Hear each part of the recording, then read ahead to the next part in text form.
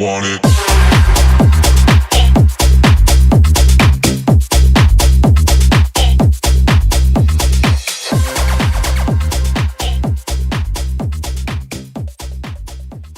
Welcome, everyone, to the Barely Noticed podcast, a podcast focusing on queer history, and especially the history and development of the bear subculture.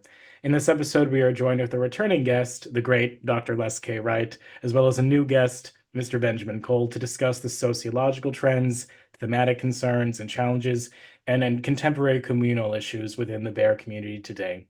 And in particular, we'll be focusing on issues surrounding, the presence and growth of bear artistic and aesthetic expressions, the influence of commodity and capitalism on the community's values and culture, the presence and emergence of bear youth and the notion of mentoring, the problems of toxic masculinity, and the issues faced with the development of technology in relation to the bear culture today, particularly with respect to the sharing of photos and of social media. Now, Les, of course, as we've said, is a returning guest, queer historian, writer, photographer, literary scholar, and book publisher. He's been a scholar activist since the 1970s. He received his PhD from the UC Berkeley, and he is the founder and spearhead behind the Bear History Project International. And Benjamin Koll himself is a bear and queer DJ artist, singer, songwriter, musician, and performer, having been involved in the music industry for over 40 years and having contributed to the development of bear and queer culture, most especially in the music industry. His albums include, among others, Once in a Lifetime, Osito, and 8 Days in a Bear's Life. Benjamin, it's a pleasure to have you on today. How are you doing? Thank you so much for having me. It's a pleasure to be here, and I'm super excited about this conversation. Yeah, absolutely. I'm very excited to have the both of you on to discuss and dialogue on these respective issues. Les and I, we were talking about before this interview how, we figured I'd be more so in the background, sort of guiding the conversations with questions as like a moderator.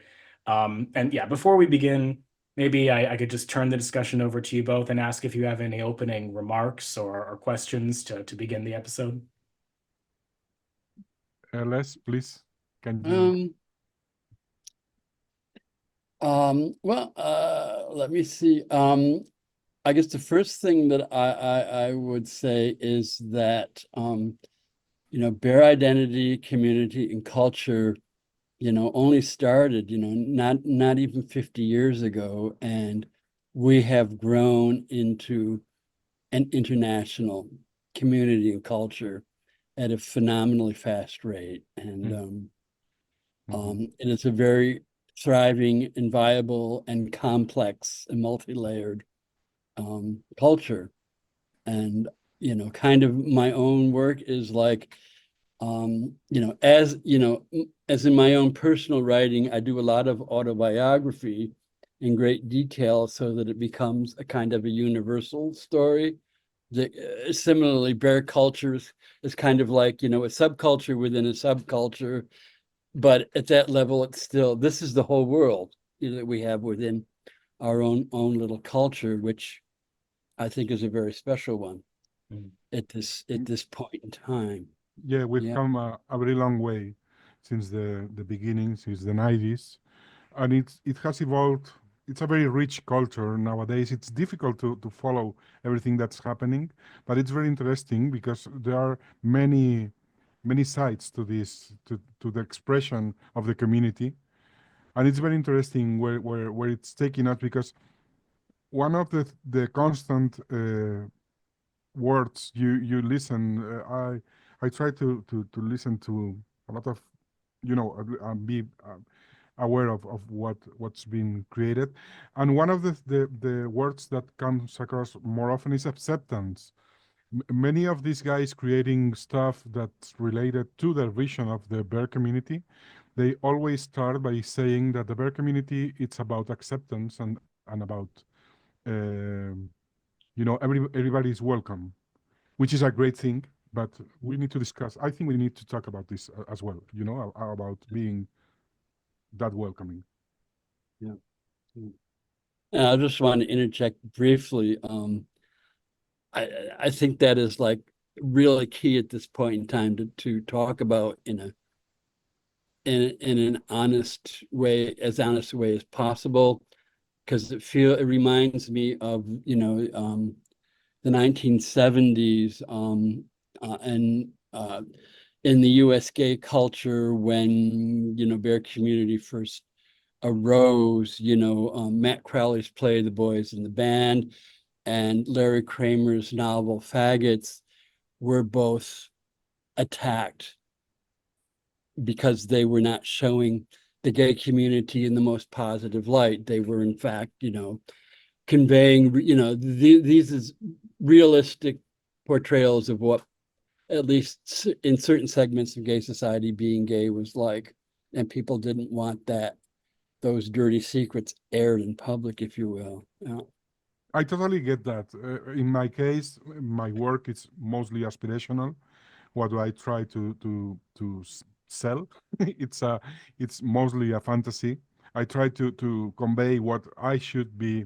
I think it should be a healthy way of approaching your age and your body type and your, navigating in a society where you are not the perfect picture of what they expect from you.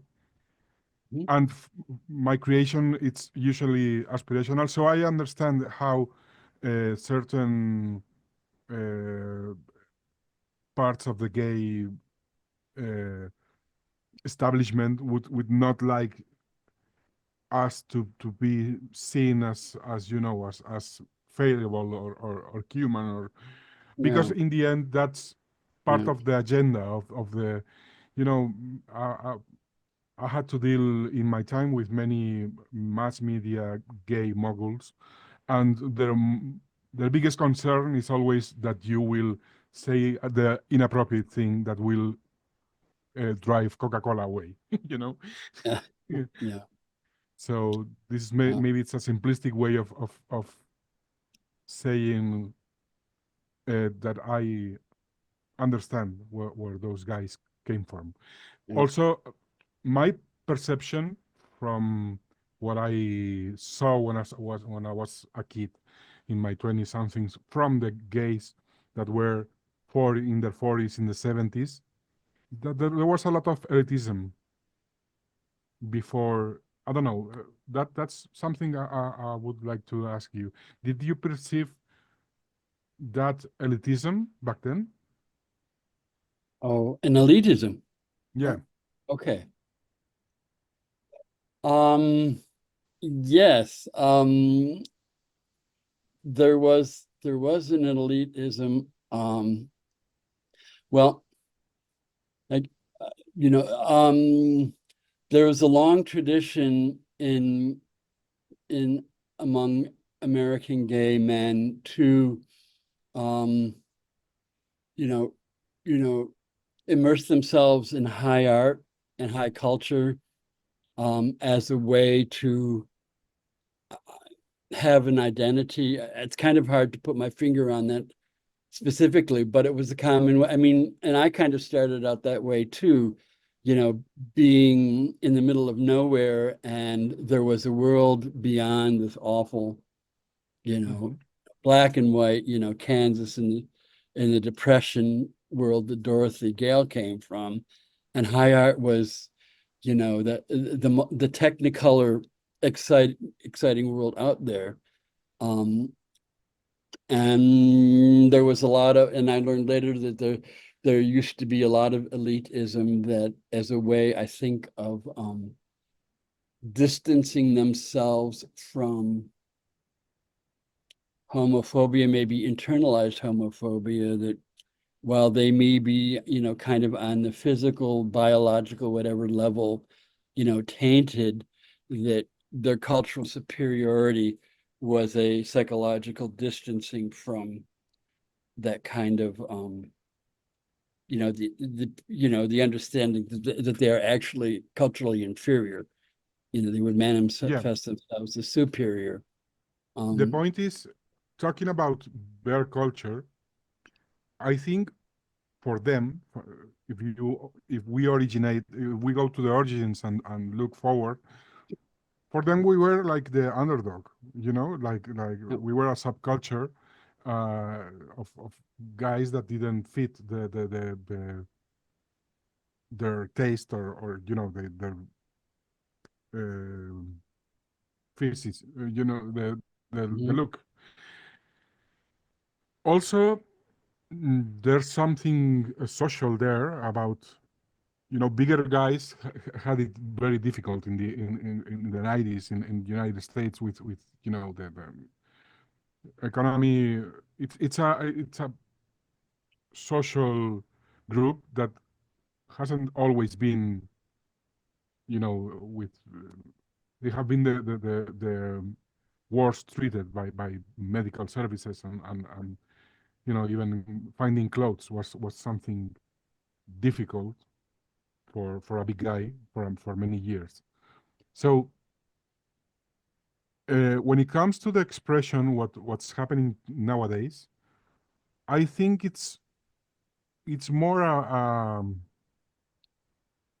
if you see what for example the pop community is creating, and how the leather community has taken a different approach to their representation in the they have become more silent, and to their stuff they are not that visible anymore.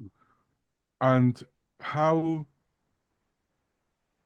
I think we have evolved from that elitism to a point where art is now again some way of expression, expressing the difference and um, the joy in that difference. You know, it's more Mhm. of a guerrilla thing. Guerrilla. It's like little. Um, so when we talk about high art, I was trying to find people that were creating, what we would consider high art. For example, uh, fashion designers or uh, Okay. painters or the thing is, yeah, we have fashion designers that identify as bears, but they are not creating fashion for bears. Mhm. They are creating fashion for women or more uh, mainstream conforming physics uh, physicalities. But and then it happens with the same with paint and photography and all that. We may have a lot of creators that nowadays openly identify themselves as bears in the community, and they Mhm. participate, going to events and all that, and they don't hide themselves. It's not like a shameful thing to say I'm a bear nowadays. But they're not really creating for the bear community. That's why, for example, I decided to quit my mainstream career and began to create bear content. It's because I knew there were many people creating things, but there were very little professionals, mm, like trying to give something on that quality level that was on the mainstream, good or bad. But the quality had to be good. So nowadays there are more, but and that's great. But the thing is, uh,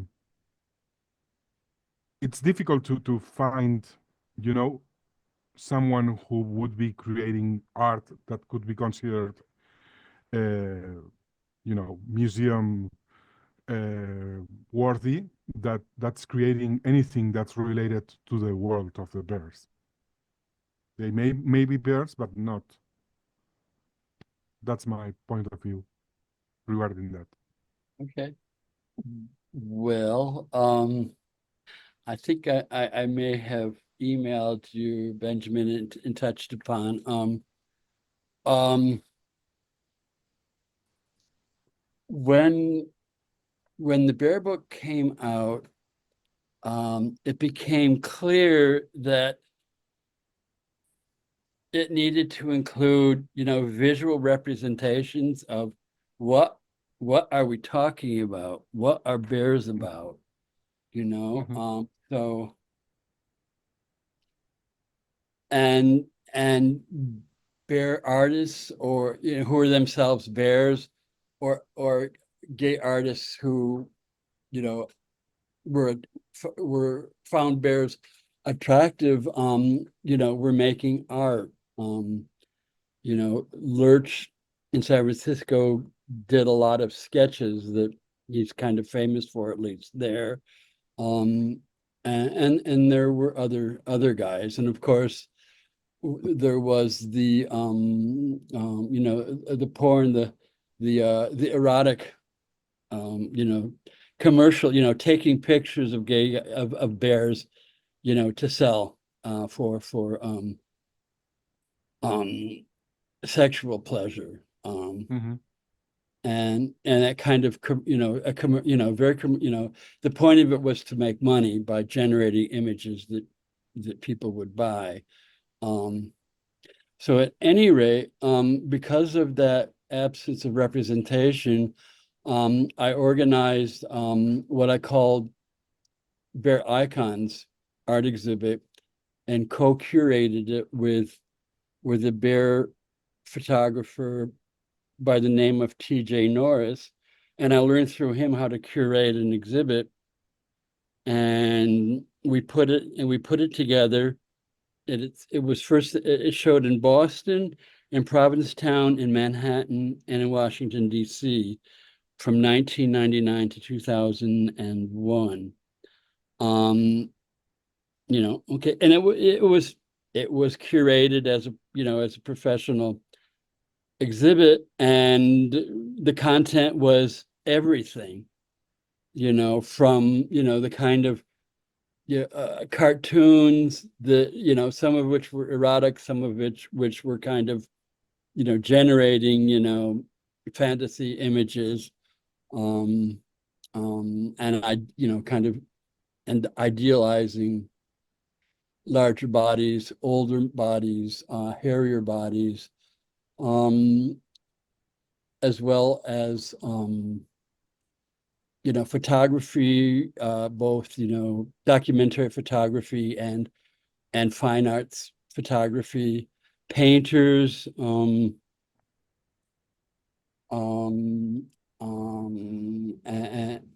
I'm trying to think. Anyways, it was literally everything, Mm-hmm. from kind of outsider art of just guys, doing for their own entertainment, to high art level photography and painting, and that kind of never went anywhere for many years, and I think it was forgotten.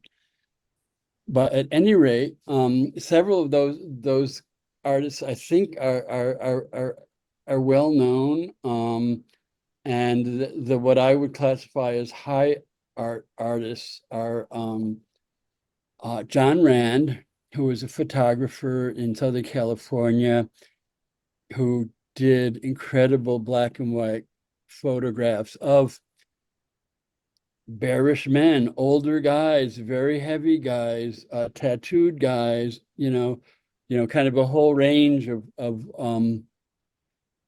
men who were not considered worthy of aesthetic study, to a Boston-based painter by the name of David Addison Small, who he does paintings. They're basically late medieval paintings, landscapes, and then the figures are all, fat, naked, older bears with angel wings, and it's like a revelation to see these paintings, because it's both kind of, serious and ironic at the same time. And Chris Cometer, another San Francisco artist, and we're actually getting ready to bring out a book of one of his art shows, of Jack and Mac, Jack Radcliffe, and this other now retired male prostitute who goes by the name of Mac, who does a similar kind of, high art photography, but kind of juxtaposing I know, kind of the divine and the spiritual with the earthly and the profane at the same time in the images. And again, that kind of, sincere and ironic, but authentic at the same time. So anyway, sorry to go off on all of that tangent. But yeah, so it's been happening at all levels, and Benjamin, you keep reminding me about, I'm an oldster and I kind of miss the world where you do your art. No, but the thing is that's also a good thing. That means that the bear community it's thriving everywhere. It's so huge. It's difficult to like grab everything what's happening. That's why I asked you on when we were preparing, what should we use as a measure to give value to the art, the impact. It's a music video. It's better because it has 4 million visits on YouTube, or it's better because what it portrays is more interesting. It's the thing is nowadays the culture it's huge.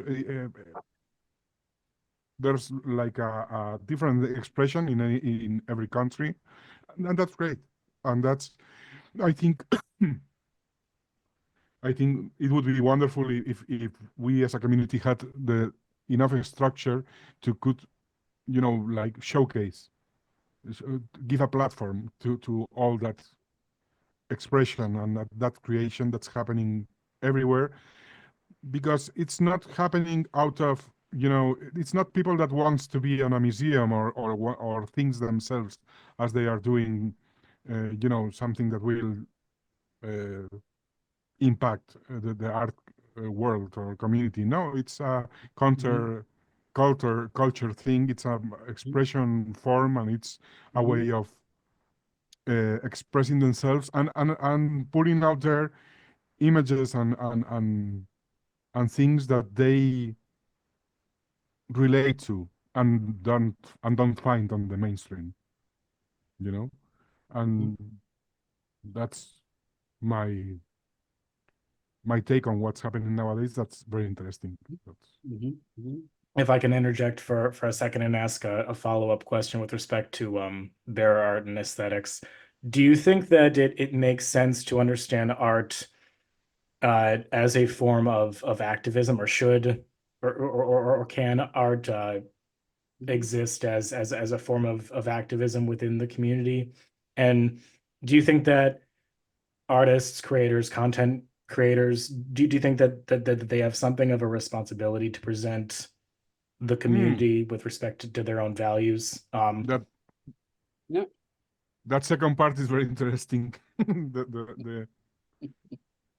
For me, in my experience, for me, art is activism.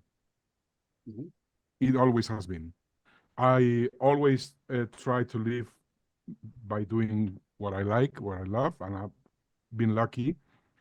But what I do is always some kind of, I'm trying to put something out there. I'm not looking for, recognition or whatever. It's not my drive. I know people who are crazy about those things, not my thing. For me, each song, each creation, it's a way, as I was saying, it's like a way of putting out there something that could happen, a possibility.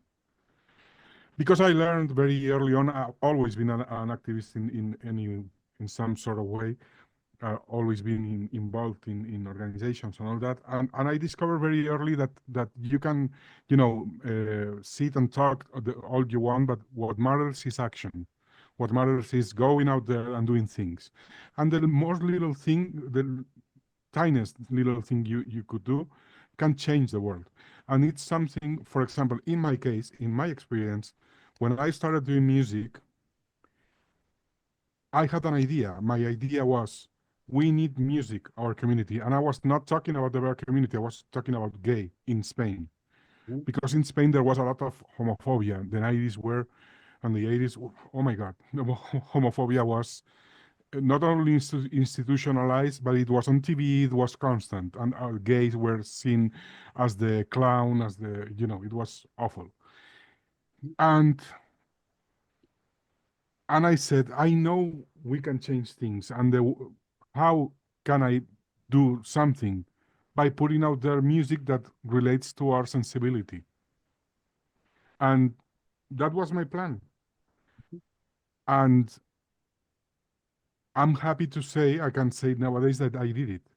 I put out there 5, 10 songs that are the soundtrack of Spain's gay life. You go to any bar tomorrow and you listen at least 2 or 3 of those songs.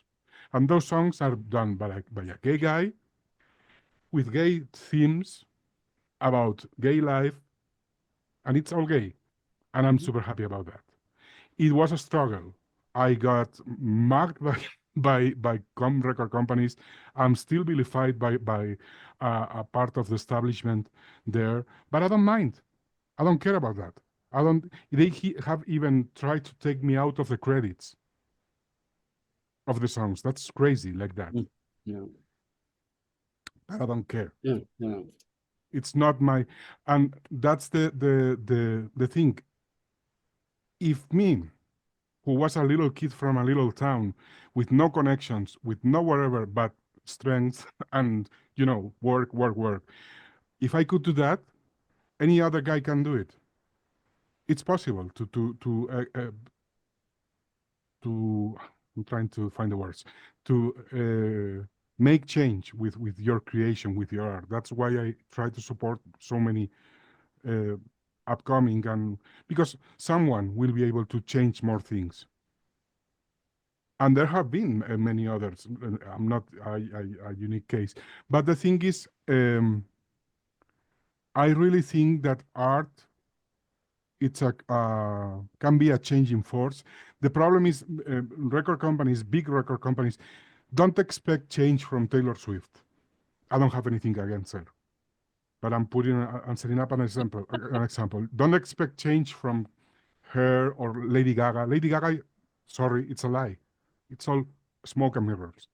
She's not an advocate for the gay community or anything. She's an advocate for herself. That's it.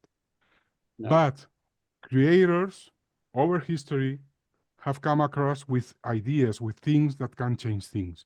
For me, the beauty of the bear community is that it's supporting their own artists.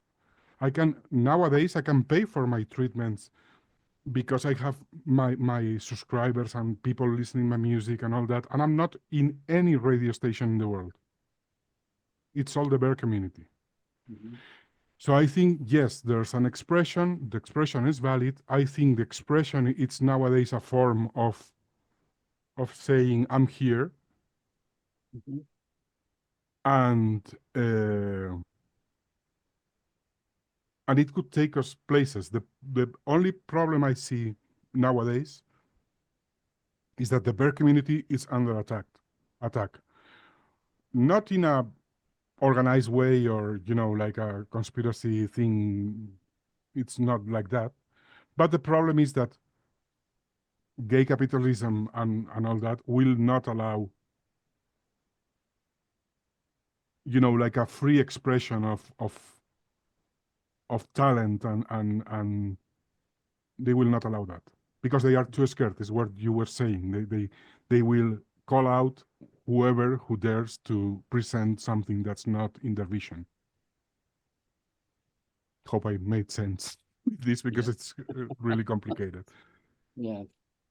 But I try to convey that it's possible. You can do it. I can prove it to you. I have my books with the sales numbers and all that, and you can see it. It can be done. It will not be easy, and you will be thrown into the walls, but I don't care. And Les, do you have any thoughts with respect to the connections of activism and artistic aesthetic expression? Oh, okay. I should have been making notes because there were a whole bunch of things. I'm sorry, I didn't mean to throw you under the bus No, like that, but I'm just fine. like, Well, let's see if I can remember at least the ones that seem the most important to me. I mean, yeah, I mean, I think what I value most, and I experienced this in other queer, mostly queer male communities where I'm involved in, is that art, we're celebrating ourselves, we're celebrating each other, music and dance. And I mean, it's all about celebrating, and having a joyful experience, so that, kind of the art is coming from within rather than, kind of high art being an official aesthetic being imposed by the ruling interest kind of dynamic. So, and that has, and that has developed organically from the ground up, and I love all of that. I mean, in terms of aesthetics, some stuff really speaks to me, and other stuff is like, no, I don't think so. But Mm. it's our individual taste and our diversity. Um, and as far as the politics, yeah, There's a lot there to talk. yeah, And that's a very complicated yes, question. and Yeah, don't forget about what Hunter said about the responsibility, because that's a very yeah, important point. yeah. Because in my, I'm just going to say my opinion very fast, and then I'll leave you to. Oh, Uh, but I don't think an artist should be thinking about responsibility.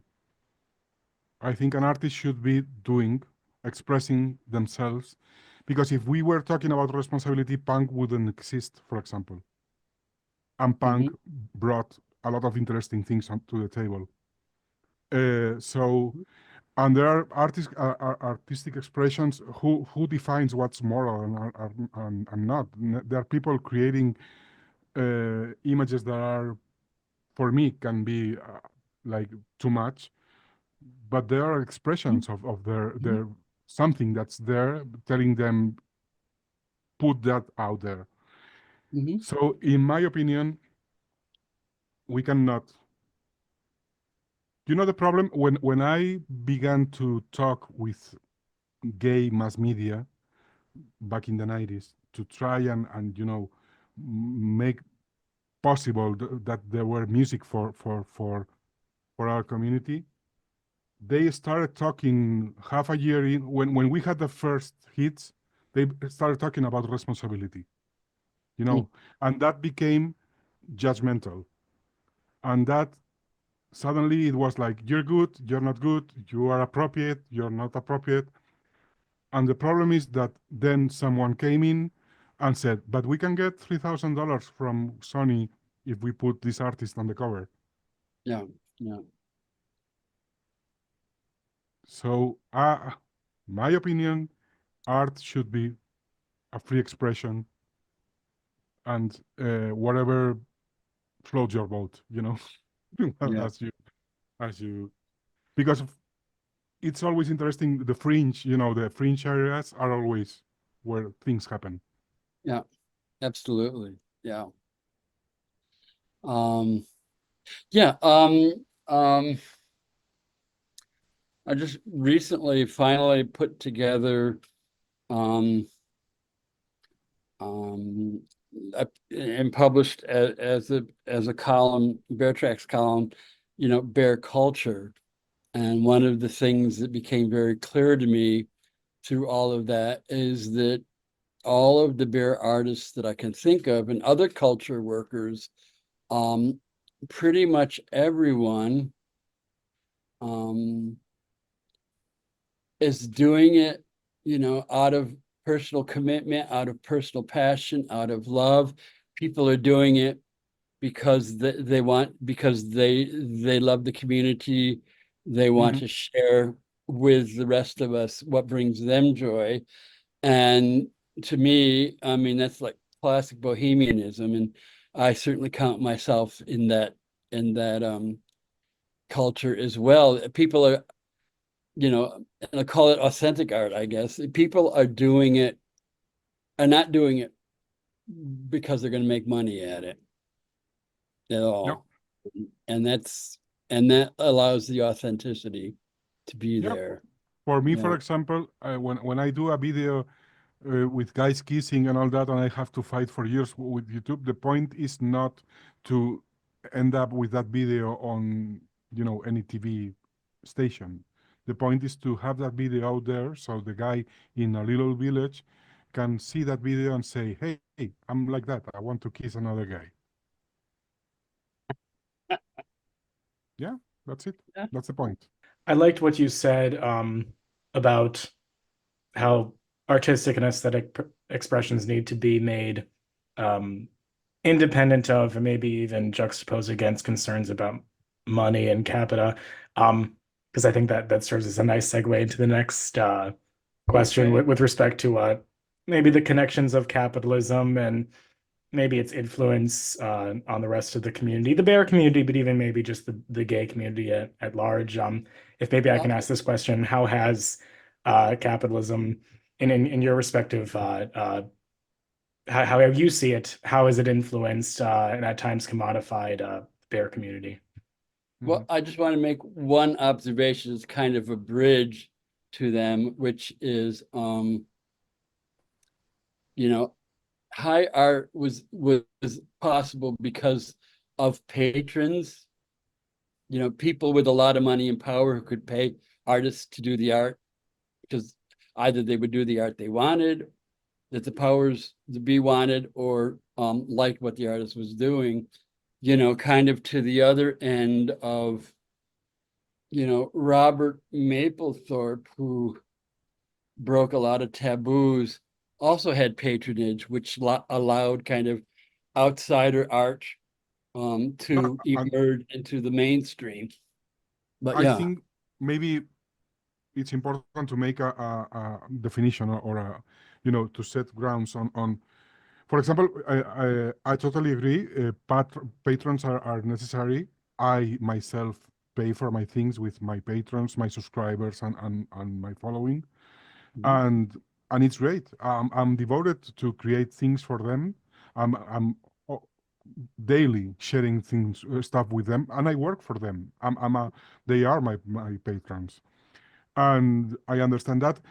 And many other I know of many other like artists in drawing or whatever, that, or photographers, or that they are also making a living out of that patron system.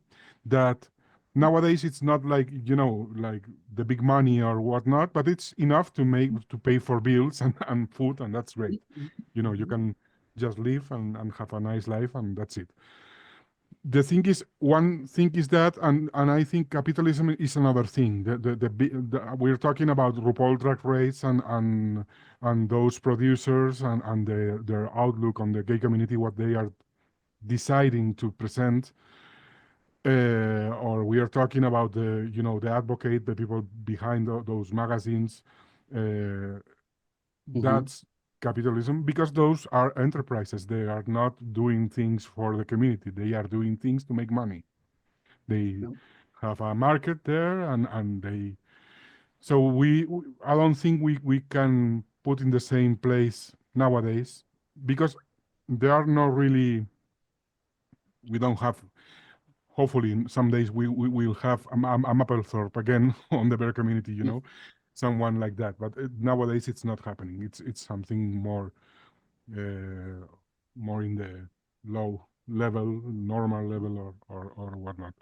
But then there are those companies that affect the bear community. For example, for me, the drag phenomena, it's something that the bear community still has to say something about that, because we have been welcoming all that scene into our community. The bear community, it's one of the greatest consumers of the drag, because they have infiltrated themselves in the clubs and the bars, and it's like constant.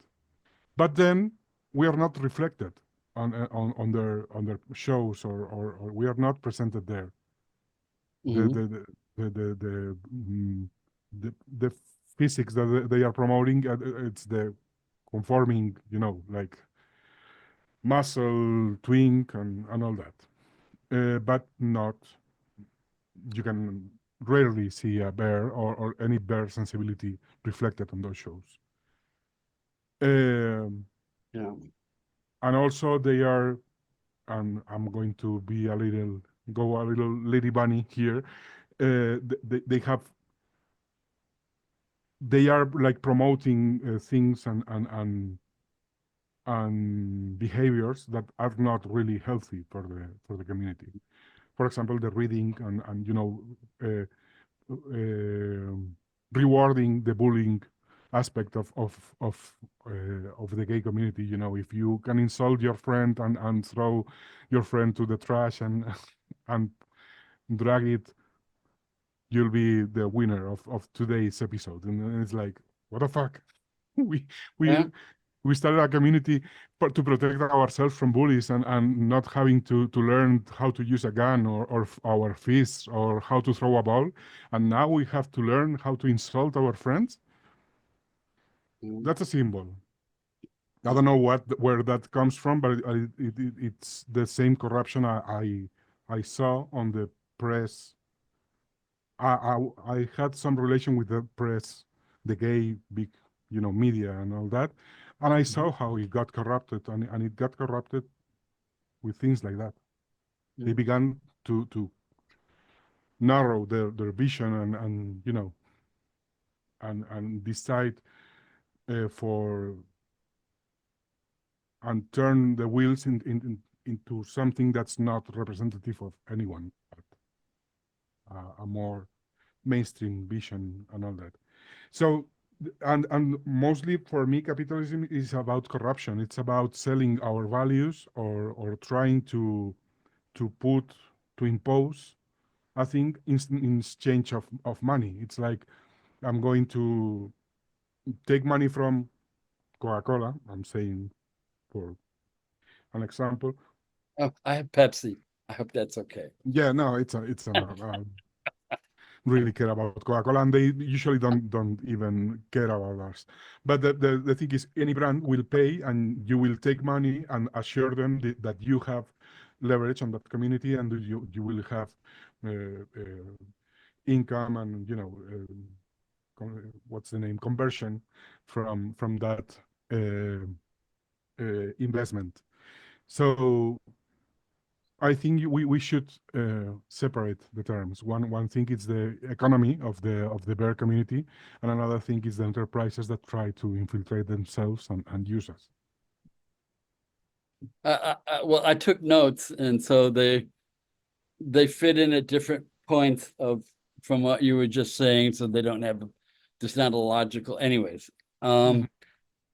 just a few things that I wanted to mention. One is, the earliest bear contests back in the 80s. I mean, that event, the event itself was, borrowed from the leather community tradition, but it was done as a camp. People did it as to kind of make fun of that whole thing.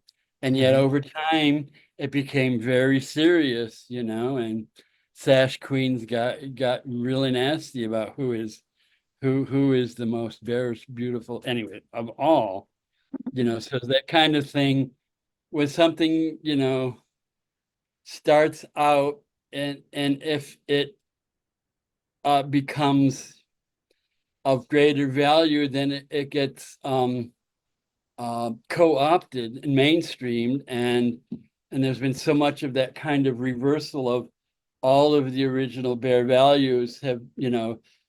practitioners today, people who are making money off of that, have turned that, on its head completely. Um, Totally.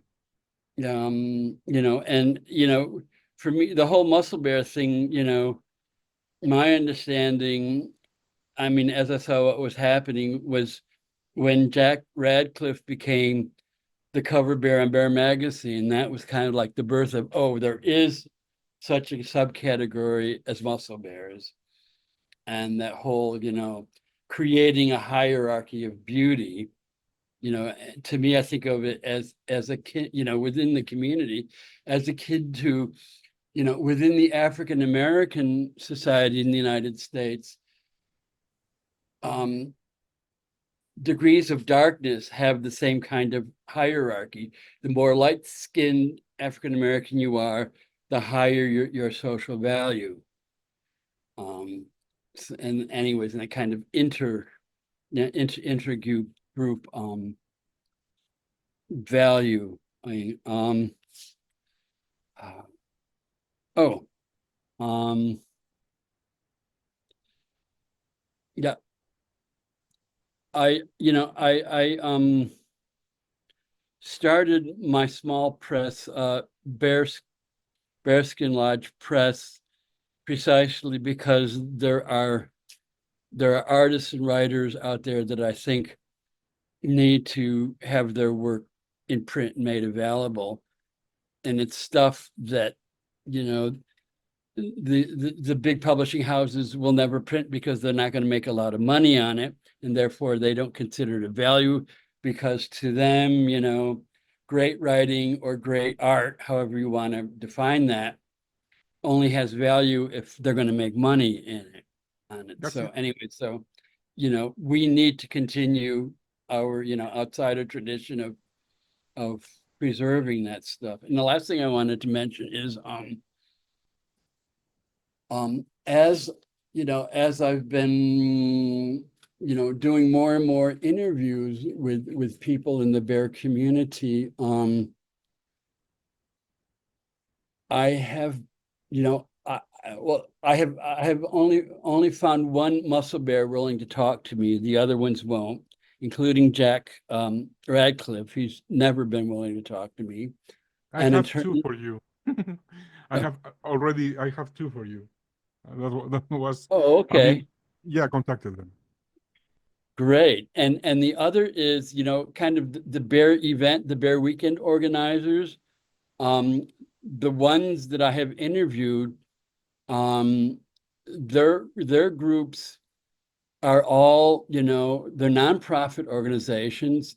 Everyone is volunteer. One of the things that they all do is fundraise for other, needs within the community, not necessarily the bear community, but like the local community. P-Town Bears, an amazing group of guys. And one of the things they do, their fundraising goes for, those in most need in Provincetown itself. Yeah. And so anyway, so my point was that I've been able to interview these folks, and every organizer I've contacted, who has refused to be interviewed, are all people who run the weekend as a private business for their own personal profit. And the most interesting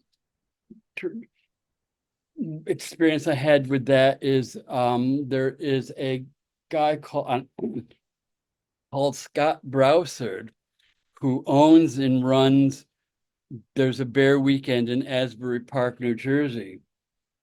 And at first he agreed rather reluctantly to being interviewed. And then I sent him kind of the basic questions, which you both know. I mean, we try to get that's the information we try to have in common with everyone. And he wrote back and said, I'm not willing to do this because these questions are too personal. And I'm like, what does that even mean? Yeah. Like, what? What? Mm. That's the thing. That's, yeah. Yeah. Uh,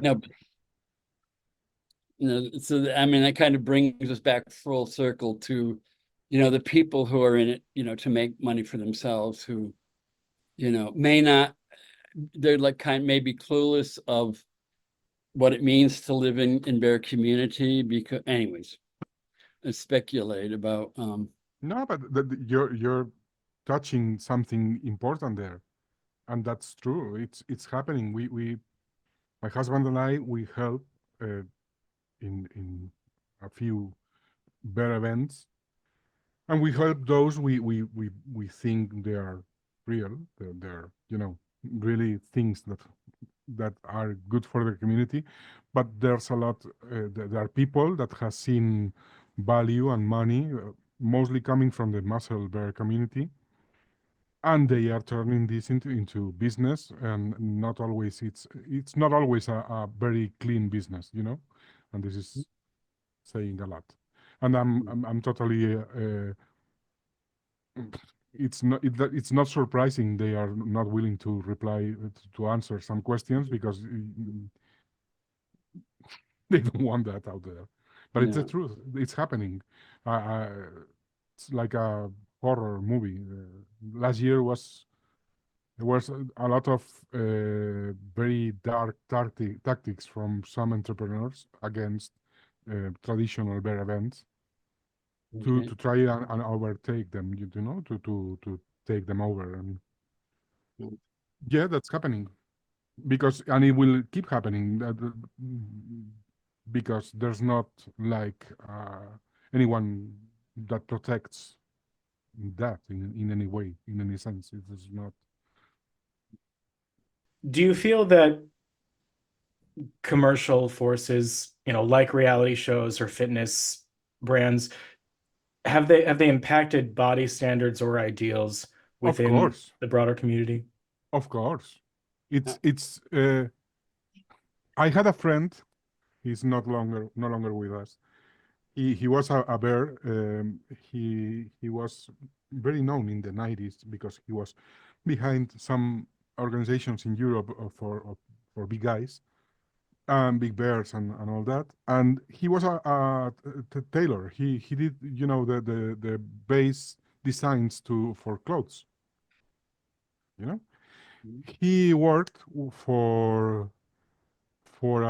he was like the secret weapon of a very big brand, and he was the one doing the sizes and all the different the base designs that over they cut the clothes using his guides. And he told me something. This was around 2002, and he was on a meeting, and this brand decided that they were going. They had never done a TV commercial, never, but they had a big success. They are still global, and they still have a lot of success. They still have not done a TV commercial, but he told me that they decided that they were going to spend money on fashion magazines and on TV shows, famous TV shows, to make a trend to be thin. Because uh, if they had to charge the same money for the different sizes, if they were able to eliminate the bigger sizes, they wouldn't need to spend more money in the base materials. So the profitability of it was to invest in shows and whatnot, and opinion makers and trend setters to go for thinner. If you're thin, you're successful. If you are thinner, you're even more successful. And big guys will always be presented as the losers, or the first that die in the movies and all that. And this brand spent a fortune in this, and still spends a fortune in this, trying to set the standard of sizing. So this is one brand. There are millions of brands, That makes sense. And Les, do you have any? If not, no worries. But do you have anything maybe to follow up with that, or? Uh, Um, Not directly. I'm still like absorbing. I'm learning about like fashion industry and other things that I'm completely unfamiliar with. So Sure. No, that makes sense. And maybe if this might be more so a question for you, Benjamin. In your own opinion, how can the bear community sort of encourage local, maybe bear-led enterprises that support? Spending money on those on bear creators and bear brands. I only I buy my clothes from bear brands, and Mhm. I buy everything from them online nowadays. It's very easy to buy online, and I always buy everything from independent, because on top of that they have my size. If I walk to Zara, I don't, even the scarves are not my size. It's not. I cannot even find shoes my size. yeah, So that's it. You need to support your local. I have people here that's printing T-shirts and all that. I buy the T-shirts from them. I find people in your community and buy from them. That's the point. And there are many people creating many different kinds of stuff, from books to, I don't know, recipe books to whatever. That's the beautiful thing about it. It's a thriving community. There's a lot of people creating stuff. Mhm. Absolutely. Mhm. All right. And it Well, oh, sorry, go ahead. and it's little companies. It's not like you're buying from Costco. It's Yeah. like it's a Right. guy that does his stuff and all that. It's not. Right. All right. I figured maybe we could shift the conversation a little bit to discuss another topic, more so geared towards bear youth and sort of intergenerational support that might accompany that within the community. In your own opinion, and then this could be directed to either of you, what unique challenges do you think younger members of the bear community face today, as it were? Well, do you want to go first, Les? Oh, sure. I will go first and let the master speak on this topic here. Um, well, several things. One is bear youth have grown up in a very different world. They on the one hand, they're all social media people, and that's often where they discover bears. That's often where they come out. And it may be, for some, a much slower process before they actually encounter other bears in person. Um, and there's a whole dynamic of how social media both builds community but also isolates the individuals. That's problematic. Another one is that we have enough history now, like I calculate we're now at the third generation of bears, and they don't know our history. I mean, as true of anybody, the world we're born into, well, that's the way the world has always been. Mm-hmm. And so for a lot of them, they assume that bears have always been around. Um, and that speaks all to a third dynamic, which is the issue of mentorship, because the AIDS epidemic took out most of my generation of gay men. That succession of mentoring, of passing down values and histories and traditions just stopped. I mean, it's out there in books and movies, but there's nobody there actually mentoring.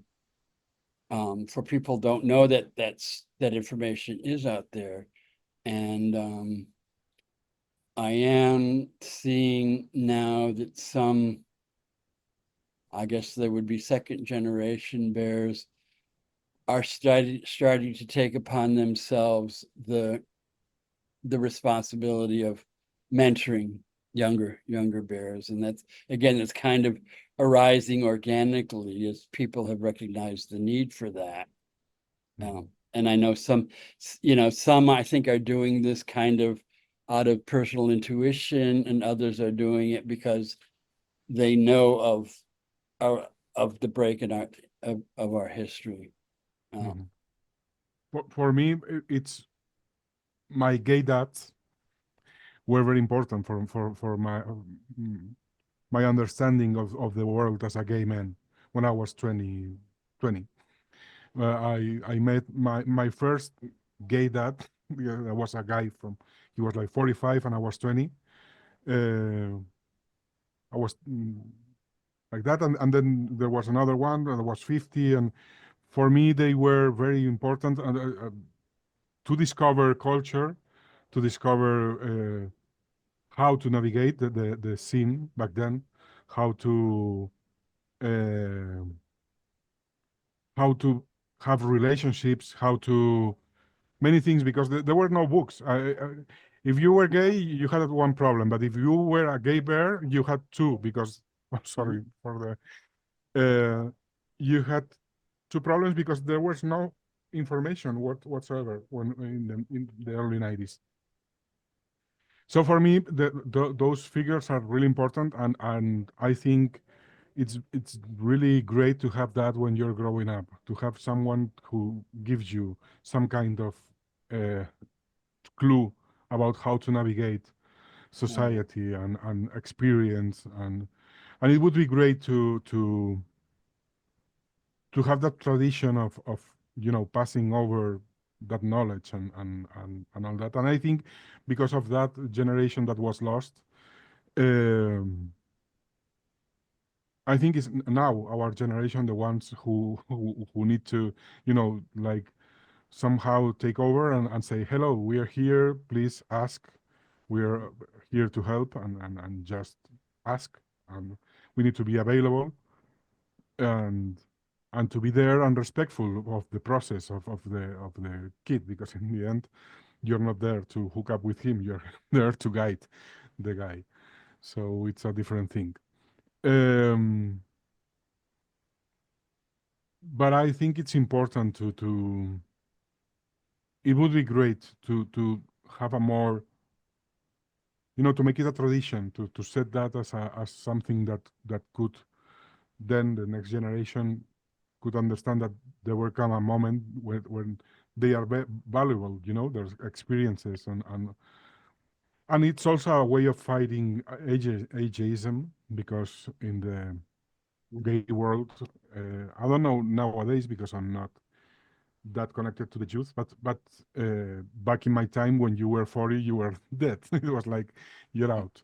So that Peter Pan complex and all that. So I think it's important, and it would be awesome to find a way of like structuring this and making it uh, going back to make it a tradition. Because in the end, we are our lives are built around our chosen families. So you also need your granddad or your that parental figure. So Mhm. yeah, and I was gonna start with oh, a while ago, John Hernandez interviewed me in an interview with me, asked me the question, who were my mentors? Who were my bear mentors in the 80s? And I said, we were the first, we had no mentors. We looked to the leather community, as a model to create Mm. our community. So we kind of, borrowed it, but we were starting over from scratch, and we were a different aesthetic, and we were a different set of personal and community values, and we came up with them.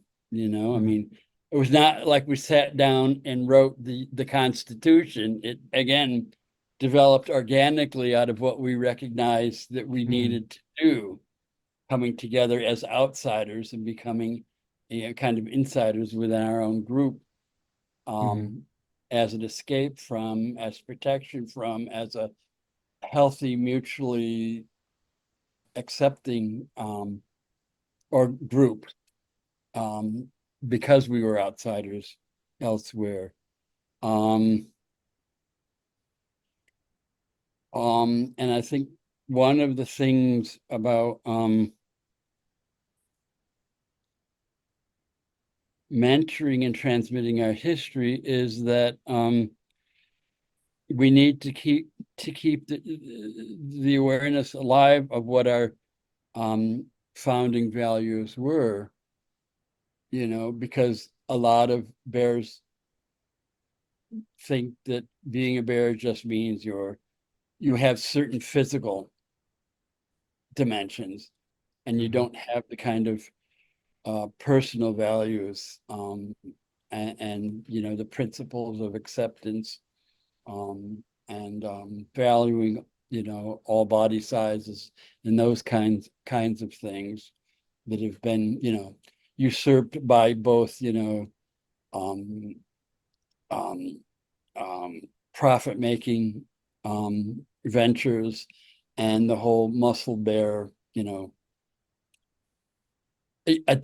palace coup attempt to hijack the bear community for themselves. That again, they haven't always been there. They were, again, I can remember back in the latter 80s when we were doing the bear hug parties in San Francisco.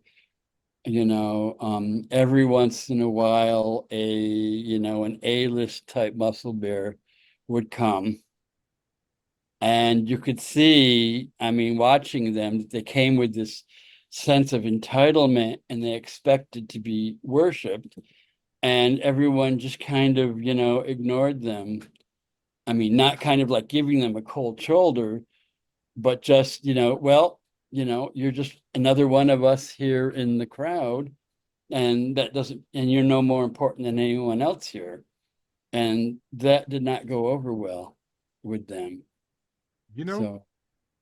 There's something you said. I'm going to propose this to two events I know. I'm going to tell them to, at every party, put a little place that would be like a bear hug place where you can get a hug at any moment. I love that. I love the idea, the bear hug party. Like just come here and you'll get a hug. Yeah. That's the, I just wrote it down. Oh, okay. I'm going to propose this. Already. But and the last thing that I wanted to mention in terms of transmitting our history, that from the earliest days, the consensus was that bears are self-identifying. And I'm really glad I have that, documented and in print. It's kind of the opening chapter in the bear book that, I mean, fundamentally, if you say you're a bear, you're a bear. And nowadays with the kind of gender diversity, all kinds of younger people that to my generation don't look at all like what I think a bear should look like, identify for reasons, of values and not based on physical appearance. So, You anyways. Have to have in mind that the gay community, it's under attack constantly by big interests, and they have become very smart. They are not doing it like, oh, a gay, let's go after him. No, they are very structured, and they are very smart, and they have been doing it now for 15 years or so in a very organized manner. They are like that. They are focused on making us disappear or whatnot. And one of the oldest techniques of disintegrating any kind of society is divide and conquer. Yeah. They will push anything that will make you divide and divide and subcategorize and label and all that. That's why Meta, for example, who's a very homophobic enterprise, you can put any layer. You can identify as a stone if you want. Because they know that divide and conquer, will work. Another thing they will use is appropriation Yeah. of symbols, appropriation of symbols, of words, of behaviors, and then turn it against the same community. It's a very subtle thing. I had a friend that also passed away, is no longer with us. She was a drag queen. She was one of the smartest persons I ever met. And she wrote books about this, about the way mass media was manipulating the gay community in a more smarter and cunning way. So I don't want to lose the thread, but that was what I wanted to say. That it's uh, divide and conquer. Always see it that way. Yeah. And I'm not saying that it's bad. Totally respect the liberty of whoever wants to do whatever. But once that gets in a way institutionalized, oh my God. No, no. Well, and one thing I wanted to add to that about talking about the history and the evolution of drag queens, that when I was very young, drag queens, I mean, they were very different. They were very, astute judges of what do I want to say, heterosexual, heteronormative values, and a lot of the kind of the sharp tongue, offensive, over the top, outrageous, campy, confronting straight people with their own hypocrisy. They were a political, a sexual political force. And of course, within the community, we kind of all celebrated because we all know this, and aren't those straight people ridiculous? And as they've gotten co-opted, I mean, I am appalled by RuPaul. I'm just appalled. Because he makes a lot of money, and drag queens are now I don't know, popular entertainment. They have no political meaning anymore. I mean, to the degree of several years ago, I always watch The View, which is a daily midday talk show. And because I always like to know what Whoopi Goldberg has to say. And they talk about current issues. And one day, I think it was Halloween, they all dressed up as drag queens. These are straight women pretending to be gay men, pretending to be straight women. And I'm going, what the fuck? Talk about co-optation, That's it. Anyway, so, yeah. And nowadays, every organization with an activity to show that they're like cool or whatever political correctness goes by these days has drag shows or drag hostesses. I went. But they are empty. They don't have any kind of authority. They don't represent us anymore, because I No. do remember those drag queens. They were Yeah. they were drags because it was their interpretation of something. They were not male or female. They were in the middle. They were muxes, as they call them in Mexico. They were people that were free of gender. So, and they were also artists, because art is always something that flows from the fringes, as I always said. But the thing is, all that, sass and all that they used it, as you say, against anything that threatens our community as gay men or gay or lesbians or whatever. But nowadays, RuPaul has made that a weapon against themselves. You will not see a drag queen nowadays roasting any public person or whatever. They are roasting another drag queen or another gay person or another character. That's really the symbol behind that is really dangerous. It's what I don't like about. I'm really, and what amazes me is that she began her career as a punk. It's like it's oh my god, it's the this someday someone will make a movie about this. How how someone so radical became someone so conservative. Yeah.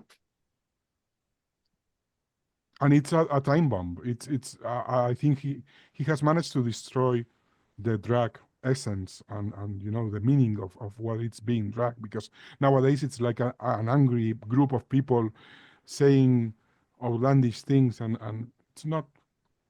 I, Yeah. not because it's like that movie when I could dance in front of a mirror in my panties and bra, but that doesn't make me Madonna. It's like if you know how to make up yourself and put a wig on, that will not give you talent, baby. That's not a drag queen. A drag queen was another thing. Was someone that any gender was too big for them. They needed another way of expressing. They were bigger than life, and I miss that those drag Yeah. queens, because they always teach you anything. They saw you and it was like instantly. They saw you and they saw you and they got Mhm. come here, and they will tell you something that will break your world. They taught me so much, and I miss that a lot. And that maybe that's why I'm so mad at this current Yeah. state of things in the drag, because I miss that. I think that's a very useful figure that we're losing. Have either of you heard of the singer Chappell Roan by any chance? Yes. I like Yeah. I think when you gave the example of The View putting on the aesthetics of drag, where it's no longer like the it's an exaggerated portrayal of heteronormativity represented by a gay person. Now it's another step meta where it's now a queer person taking on the aesthetics and It's representing it. appropriation. It's Yeah. appropriation. It's Yeah. appropriation. It's like that. It's like uh, I'm going to say something that's also a little brutal, but in the state of things we are, I wouldn't be surprised if in 2 years a straight woman will come to me and say and tell me I'm discriminating her because I'm not willing to get in bed with her. That's the point of, yeah, that's the extreme of Oh, appropriation. yeah. Yeah. But that's the discourse that they are. It's like they are making it seem that being gay is a choice. No, and the bear community it's the community that could explain why we needed bars for only men. Mhm. Why did we need bars where no women were allowed? It's not Yeah. that we don't like women. It's that it was a safe space. Why no women were allowed in bear bars, dark rooms? Because no gay men there will want to have sex with a woman. Mhm. It's like that. Being gay, it's you are attracted to other men. If you are a woman, you're attracted to another woman. Try to go to a lesbian bar as a straight guy. It's no, they won't let you. Yeah. And Well, that's the crazy thing. This mass media plays programs and shows and all that. They are trying to make it seem like it's you can be whatever. You can, it's like no, hello. well, on the subject of gender and gendered performative categories, I suppose maybe we could talk about the other topic of this evening, which is we were going to discuss a bit about kind of the problems of toxic masculinity and the bear community. Somewhat consistently, it's been a rejection of mainstream ideals of masculinity, this could be directed to either of you. What do you think are alternative ideals that it proposes? You want to start, Les? Sure. I'll start just trying to gather a few thoughts here. A couple of things come to mind first. First is the the leather tradition, the aesthetic embrace of the sexualizing of heterosexual hypermasculinity is not heterosexual hypermasculinity, and Jack Fritcher has long called that homo masculinity, because it's where it comes from and what it's about is very, very different. I mean, it is in that sense a performativity, as opposed to, I'm trying to think how to say this clearly. It's it's about eroticizing the image and the projection of masculinity and virility, and power dynamics within the kink community are about intimacy and connection. They're not about, physical domination the way it is in the straight world. Donald Trump is kind of like, the textbook example of what that toxic masculinity is all about. I mean, and all of the problems that straight men have because of that, they're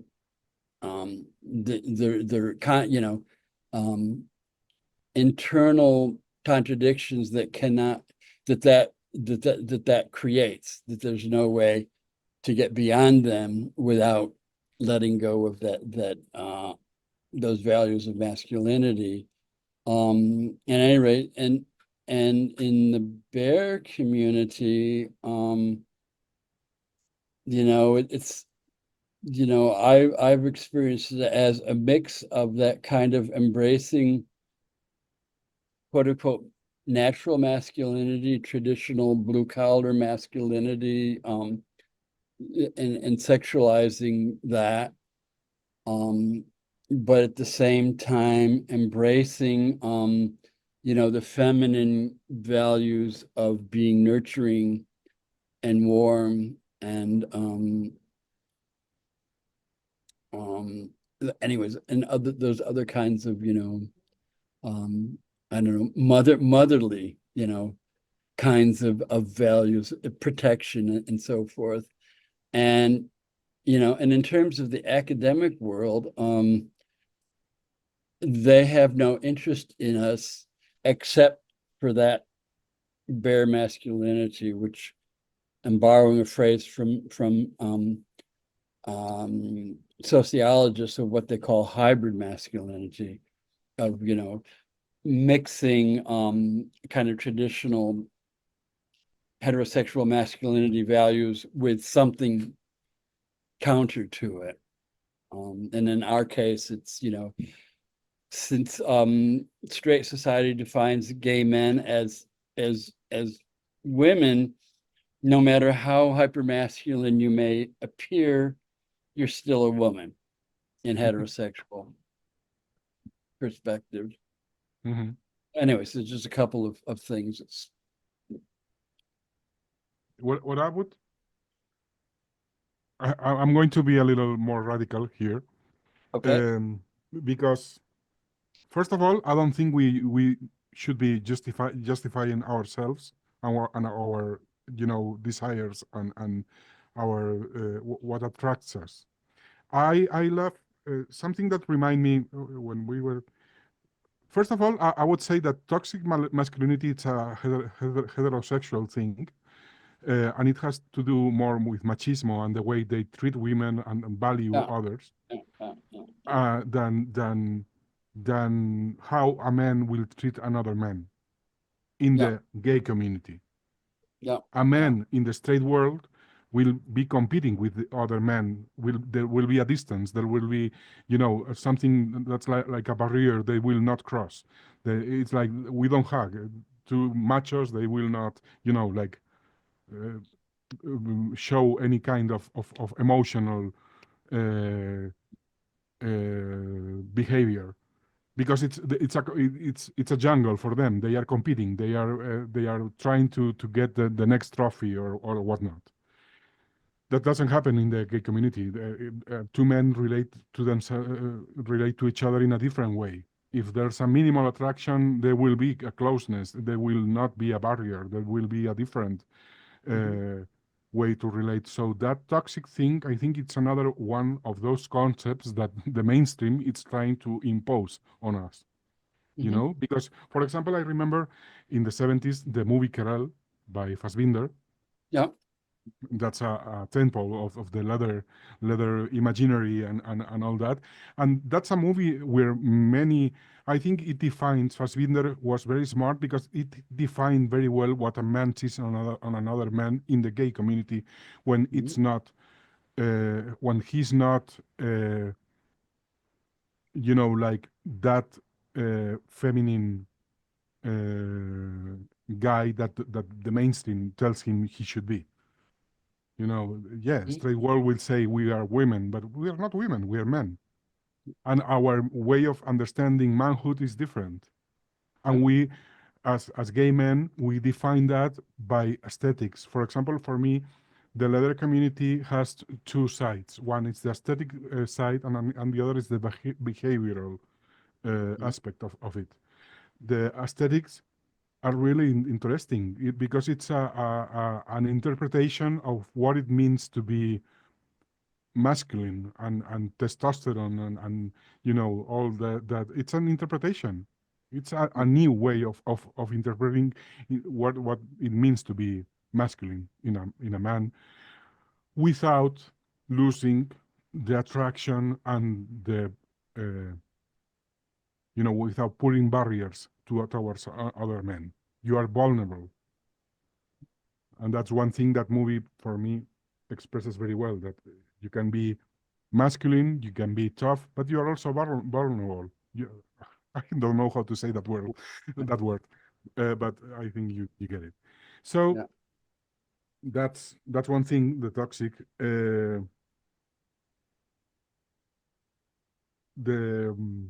And for me, I think we should escape from those parameters and try to define what it is for us. What does it mean for? And the bear community has done that. I think it's doing it very well.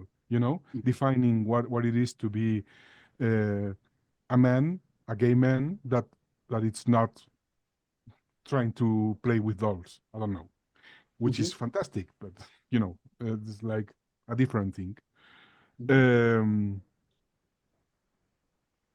So that's my.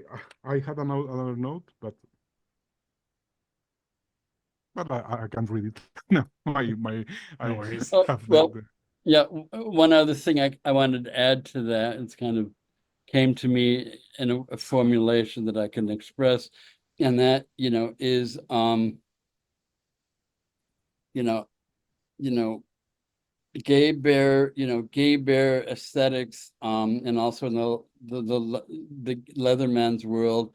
I mean, to put it in semiotic terms, what appears like a masculine man, a naturally masculine man, or a hypermasculine man.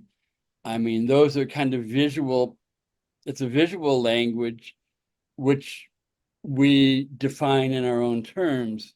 So we have a vocabulary, that looks the same or comes, that looks the same, but they mean something different. And when straight people call masculine gay men to say that we have toxic masculinity, that's because they're reading us in their language and they don't even know that we're speaking our own language. If that makes sense. Yeah, it makes total sense because we have our language. They don't have an interest in learning what you they will block any kind of expression of our community. Why do we have to accommodate to their vision of what we are supposed to be? It's like, Yeah. No, and it's also the classic dynamic of who is the they talk these days about privilege. I mean, if you're the dominant culture, yours are the values, and you don't need to know the values of any minority culture. And in a minority culture, in particular in the gay culture, we need to understand them very well as a matter of survival. So it's not because we find them interesting, but we find it necessary. Yeah. that's it. Yeah. And that's why I think we should run away from concepts like toxic, whatever. No, I don't. We maybe this is a generalization, but gay men are not that aggressive towards each other. It's there's not that component of aggression and war and no. No. We rather go to a bar and have a nice, you know. Right. That's fair. All right. Well, I figured that maybe we could sort of shift to talk about another topic pertaining more so to the prevalence of technology on our lives, and particularly with respect to maybe just our ability to just snap photos and share them very easily, unauthorized sort of photo sharing. Um, and again, this is directed to either of you. How prevalent do you think, is unauthorized sort of photo sharing within kind of the bear community, the gay community? And do you think it has a sort of negative impact on individuals? I have been thinking about this long Yeah. since we talk less. And Yeah. here concepts are important words. It's trophy hunting. Yes. It's trophy hunting. And I think it's a trait, an aggressive trait that comes from straight culture. And it's a form of machismo and domination. Yeah. It's and it should not be validated, in my opinion, because it depersonalize it takes out the person from the equation. Mhm. And I don't think it's something that. And in fact, there's another thing that surprises me. Meta will close your account if you show half your butt, and you have more than 5,000 followers. On the other Mhm. hand, anyone opens an account, a catfish, pretending to be you, and posts pictures with butts and whatever, they will not take it away. Mm. The thing is, I think that trophy hunting, and it's part of the way of. There's a word in English, I don't remember it, but it's something that's out of the Nazi textbook. Uh-huh. It's taking the person out of the equation, Um, taking the yeah, human person. yeah, I know what you're talking about. I can't think of the word called. There's a word. There's a word I remember because I saw a documentary about, Dehumanizing? yeah, it's something like that. But in the end, it's the same. And it's what worries me about this trophy hunting thing and all that, and the humanizing, is that it's rewarded by the big social media companies. Yeah. It's being rewarded. It's not being persecuted. It's being rewarded. And that thing, I think it's something to think about. And because uh,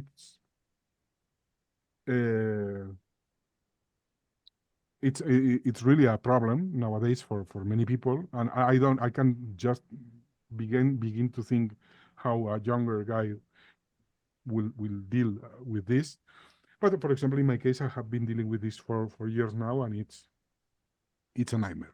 It's because it's on one hand it's stupid because I'm not like hiding from anything, but what it really feels like an aggression, it's the humanizing side of it.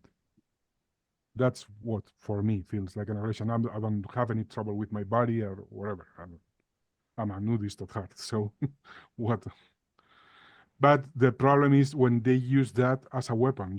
It's like, no, I'm insulting you because I'm posting a nude picture of you. It's like, what? So my nude is an insult to me. It's a power move. There's a lot of twisted things there happening. Okay. Well, since you and I have talked about some of that via email, I mean, also what really jumped out at me, oh yeah, I'm making the connection now, was this idea of trophy hunting. Mhm. I mean, well, no, well, yeah, I've had the experience over and over and over again on social media, on hookup sites like Rowler and Bigger City and Silver Daddies and whatever, that very often a guy will like push and push and push to get me to share my private photos. And as soon as they get them, they ghost me. You're a Pokemon. Yeah. And I mean, and when I was reading this morning, I made the connection. I mean, I remember, I didn't know this existed either, but I remember, shortly after my first bear book came out, one guy that I had sex with said, I'm a star fucker. Oh, What my attraction to you is about is you're a famous person, and I can now say that I had sex with this famous person. And I'm going, oh, at least in some cases, that's what getting the private photos is about, mhm. you know, as I the collecting trophies of, I don't know, famous people. I Mhm. I have another maybe follow-up question kind of in that ballpark. Maybe I'll start with you, Benjamin. Do you think that social media forms relate forms interest in people less so on account of their own personality and more so because you see or you observe other people wanting them or seeking them out, and that sort of drives you to seek them out or to want them kind of through like a mimetic act? Maybe this is a bit left field to ask, but I've just been thinking about this for a while. Mm, I think social media, we as a society, and I don't mean gay, society in general, we still need to understand what those places are. Because I don't think people really realizes how that works. It's not real. It's an algorithm. Mm-hmm. And that word is so much repeated over every day. Algorithm. People doesn't stop for a moment to think about what it means to be in the hands of an algorithm. Mm-hmm. You cannot define value or even reach or by social media standards nowadays. It's totally manipulated. It's all a lie. It doesn't depend on you. It's not about you uh, doing a good work so you have more following. No, that's a lie. They want you to think that you are a content provider Mm-hmm. and you are only that, a content provider. They need content. Social media without content is nothing. It's an Mm-hmm. empty vessel. Mm-hmm. They need content. They don't care about the content. They have some interests because they are ultra religious money people that will spend millions and millions in them putting politics that will shadow ban any gay content that's not in the mainstream parameters. And this is daily. I even have a letter from Google. I'm going to publish one day, uh, admitting to this shadow banning and all that. It's not, of course, you can make meaningful relationships on social media, but it's the same as you could do on the street. Yeah. It's a matter of luck, of pure whatever. You see a person, turns out that person is real, you start talking, and all of a sudden you're married to them. I met my husband on Facebook. And we've been married for 8 years now, and we are super happy and all that. But I've also met catfishes on Facebook, bad people on Facebook. It's in that way, in that sense, it's a reflection of reality. But it's a reflection, it's not reality. So, and nowadays it's less and less real. I wouldn't dare to make any assessment on. For me, my understanding of the bear community, going back to that, it's what I see in events. When I go to an event, what I see from my DJ booth, or if I'm singing, or if I'm on the organization, that's my perception of the bear community. My perception of the bear community comes also from my subscribers, because they are people that have chosen to get in touch with me. The stories they tell me are the ones that inform me. I wouldn't open. If I open Twitter now, the first 3 articles they are going to feed me are lies. So we need to really understand that what we get each person from the world, it's a limited vision. It can be holographic, as philosophy says, and you can get a little sample and figure out bigger things. But the problem with social media and with artificial intelligence in this moment is that everything they are feeding you may not be real.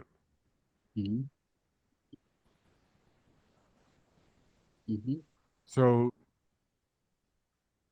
I don't know if this answers your question. No, I think it does very, very much so. Yeah, well, and sorry, go ahead, Les.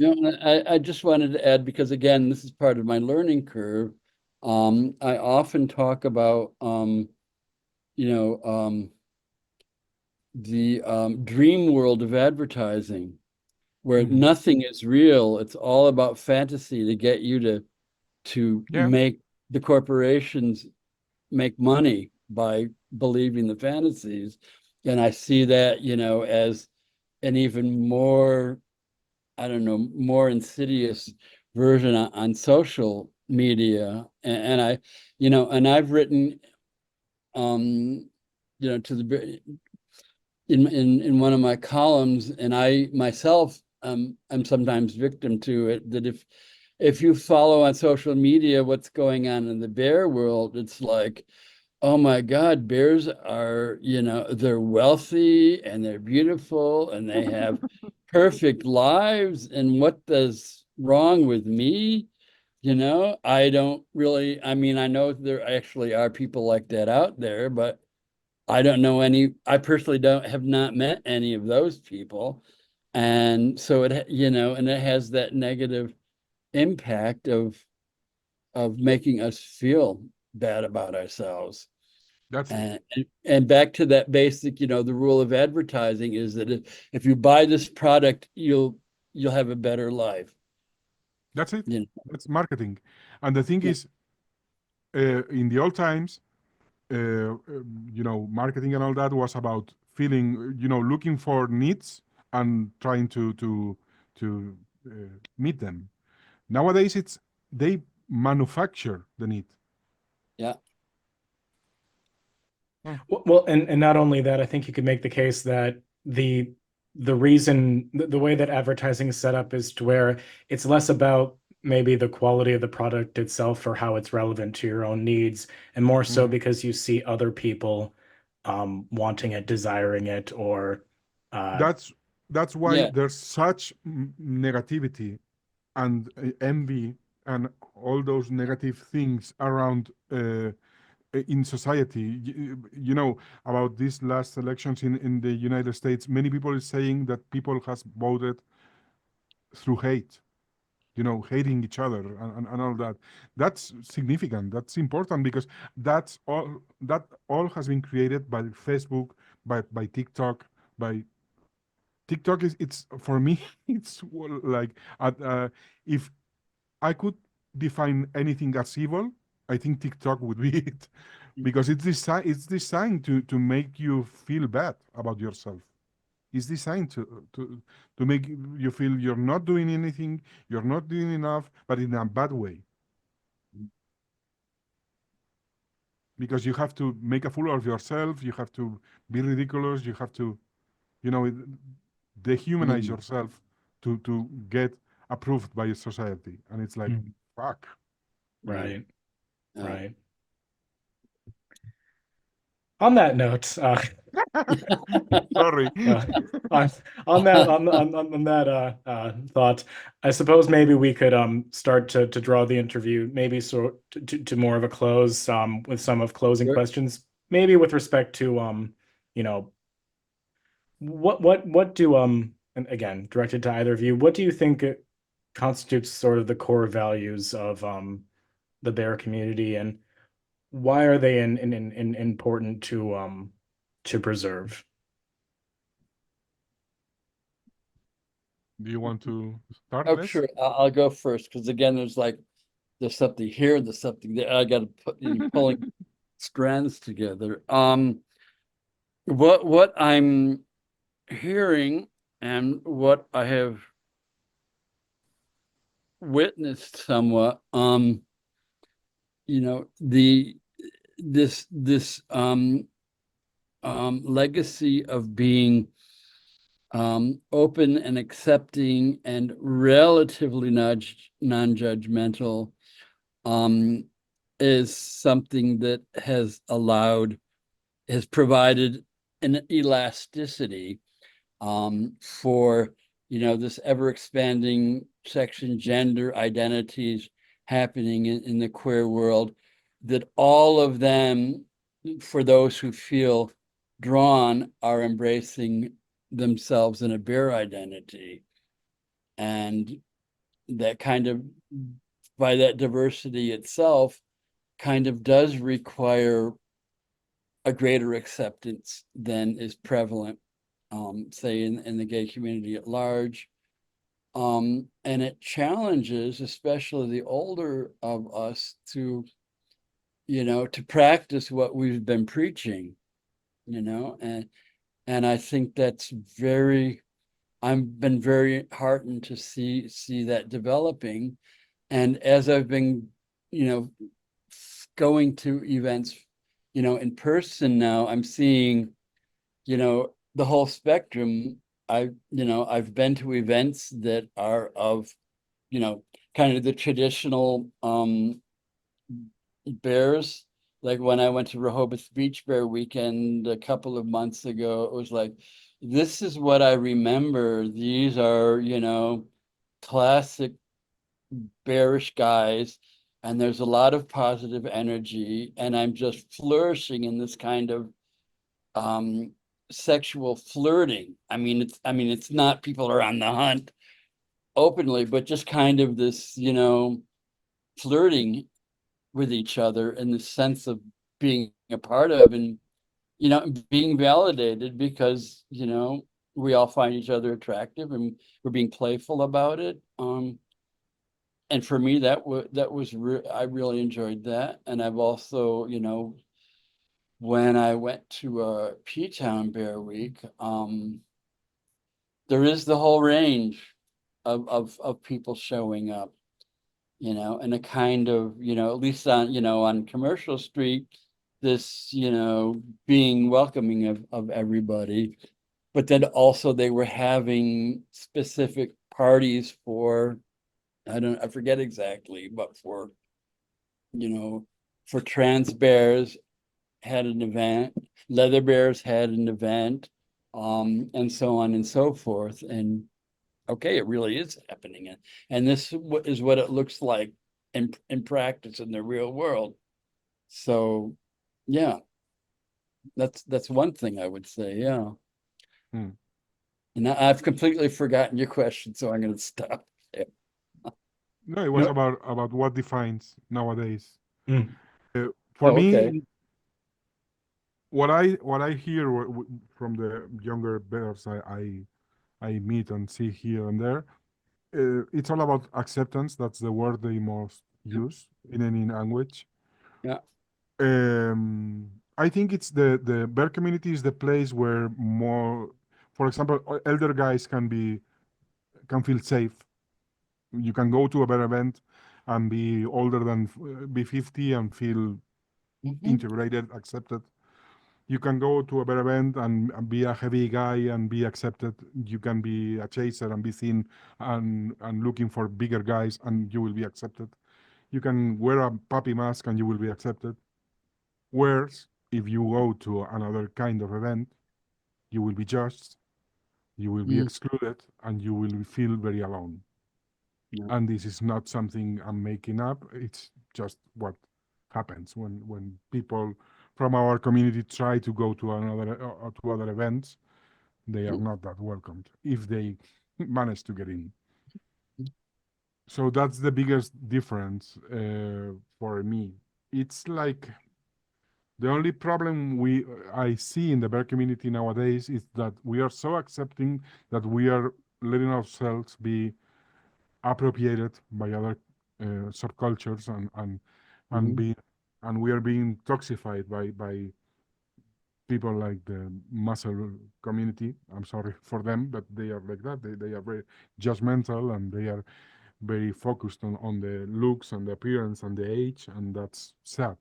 Because in the last years, I've seen on events and all that if you're not conforming to their looks, you're beginning to be not accepted, ostracized, and just invisible. And that's happening. So that's Mhm. a reality. Mhm. But I think in the end, we are who we are, and we are this way because we were born this way. And I think the bear community is here and will keep growing. The good thing about this is that nowadays there are more people having there's like a micro society happening, and there's like a support system happening to creators of different stuff. I'm not saying just events and all that, but for example, fashion brands. It's important for a big guy to have something cute to put on. So, and there are some brands that are working on that. Uh, Art. There are people drawing and making things that relate to the community, and there are other guys that are buying those stuff, supporting those creators. Music, the same. We have more support nowadays as musicians and performers than we had 10 years ago. 10 years ago, there was no scene. Mhm. So I think it's growing. It's slowly getting there, and as it becomes attractive to the mainstream, we will be tried. There will be colonizers. There will be people that will come here and say, "Hey, this can be profitable," and it will happen. They will try it. That's like that. Money will look for new opportunities. The moment we are more organized or whatever, it will happen. It's happening with the events now that are being slowly eaten by other or trying to be colonized by those entrepreneurs. But I don't know. You never know. It's about uh, the good thing is I think we still are a counterculture, so we Yeah. still have some fight on us. Yeah. Hmm. Well, I suppose I might as well bring this interview to a close. Gentlemen, it's been a pleasure to have you both on and having this Thank great you. conversation. Thank you both so very much. Thank you so much. It's been a pleasure as well. Yeah, thank you very much. This has been a wonderful experience.